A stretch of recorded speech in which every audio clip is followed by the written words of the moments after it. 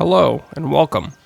If you couldn't tell by the title, today I'm going to be talking a little bit about Palia, pronounced like this. Palia. It's a newly announced MMO from Singularity 6. Now, before we jump in, I would like to apologize. This is my first video of this nature, so it can and will be lacking in comparison to others who do this sort of thing more regularly. But, practice makes perfect.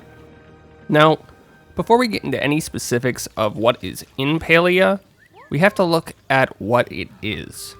From their own website, Palia is a massively multiplayer community simulation game set in a brand new high fantasy world with elements of open world adventure games.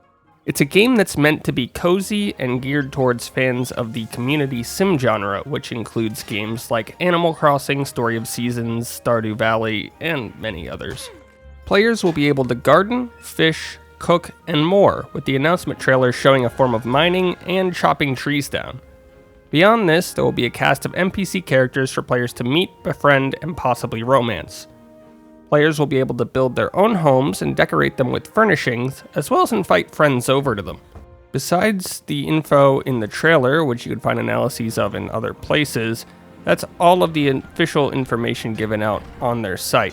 The final thing that they mentioned on their site is about the pre-alpha, which will be on PC and in English, and you can sign up for at palia.com.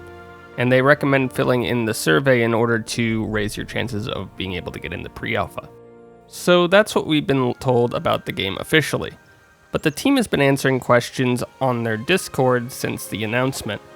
So we've also gotten a look into a bit more of what they're thinking with the game presently. Now, before we get into the questions that they've been answering, I would like to thank both Vlad and NihilS on their Discord for the info that they've gathered in pretty simple Google Docs, which I will link below. Finally, this is pre-alpha, so anything and everything I'm about to mention is subject to change, especially given wide-scale testing hasn't even started yet. So without further ado, let's look at just a few of the things that we know about. First, languages. As I mentioned earlier, the pre-alpha will only be available in English, with localization being planned for after that. Second, the servers.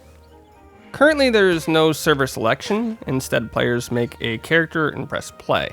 They want you to be able to seamlessly play with friends, and they mention that you can join them without loading screens. That said, there may be some restrictions in place on cross-region playing specifically, which would be an issue if you're like me and tend to play games with people from around the globe. Third, character creation. This is where we start to get a little bit more information, as they've talked a little bit more about this than other areas. So in both MMO and life sim games, you're the character. This means that the character that you create is important, in that it's definitely an area that's likely to have quite a bit of changes between now and an eventual launch. The team is attempting to avoid male-female labeling across the board. There are currently no gender or pronoun selections, and when you make a character, there are two body types. One is more masculine, and the other more feminine presenting. All hairstyles are shared between the two, but the faces may be somewhat unique. At the present, there's only humans playable, but they've mentioned that an elven race with a name to be determined is being worked on. Besides that, they're also working on body structures, the naming system, which is whether the names will be unique to individuals or not, clothing options, and hairstyles. Now, all of these should be mix and matchable across characters. Fourth is the world at large. Now, the world at launch will be smaller than a traditional MMO or Breath of the Wild, which they compared it to. On the same notion, it's meant to be somewhat open but also curated, meaning that it's not 100% you see it, you go there, but it's still pretty open. With that said, they have mentioned that there are currently fast travel options for getting around, with the possibility for more in the future. Other information that we have on the world is that time passes at a rate of 1 in-game day is equal to 1 real-life hour. There's also a lot of things hidden in the game for you to uncover, both through story and random Easter eggs that they have mentioned have been in the game. Now, fifth, we get to traditional MMO content, PvE, PvP, and RP. Now, there hasn't been too much said on all of these, but this is what we've really gotten so far. On the subject of PvE, or player versus environment, there's currently no combat of sorts, but there is hunting and fishing. These each use their own skills. Now, that said, there are planned group adventures, which may be dungeon-like, but there won't be large raids. It's confusing, but we really don't have much info on these yet. On the subject of PvP, there are currently no player-killing PvP events, but it's possible they may add traditional PvP style in smaller ways in the future.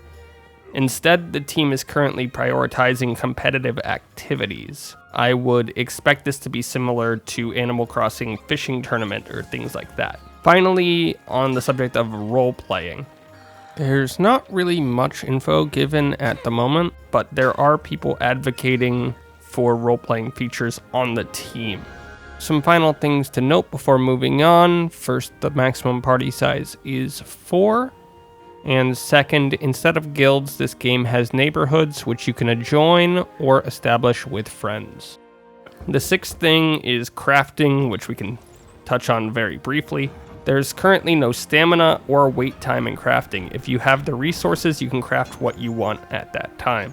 On the same token, this also means that you won't be stopped in the middle of, say, cutting down a tree and being told to wait because of the lack of stamina.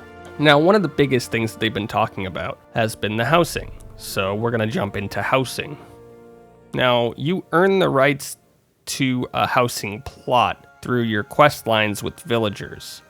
Your home is private and is currently completely instanced off with an invite system of sorts in place. There's currently no land sharing option, although you can have friends come and help build stuff on your house plot. And more on how the plots actually work, you unlock the plot and you're able to place things in it. There's no terraforming in place like in Animal Crossing, but you can essentially design your floor plan by placing and rotating rooms around, which gives it a little bit more customization. While during pre-alpha you can't interact with furniture, you can place it within the house with no hard limit on the number of furniture pieces per room. That said, there's no words on the requirements for rooms, furniture, or houses at this time. Lastly, NPCs, which are important in any community sim type game. Now, there will be relationships and romance, but spouses and children may come later. They're not currently in the game. Romance is currently between player characters and NPCs only, so there's no player-to-player romance, but gender doesn't matter for any of these. And the last thing that they really wanted to note is you can romance multiple characters at once, but of course some characters might take an exception to that. And, well, I hate to say it, but that's it. That's all the little things that they answered during day one that I really wanted to mention.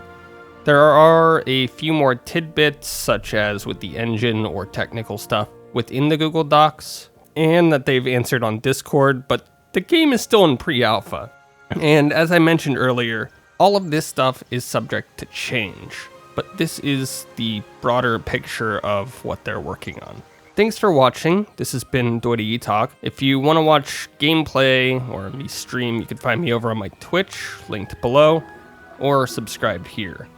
As I said at the start, the news stuff is pretty new to me, but if there's demand, I'll try and stick with it. So if you'd like, you can subscribe here to see that too. Thank you very much. Have a nice day.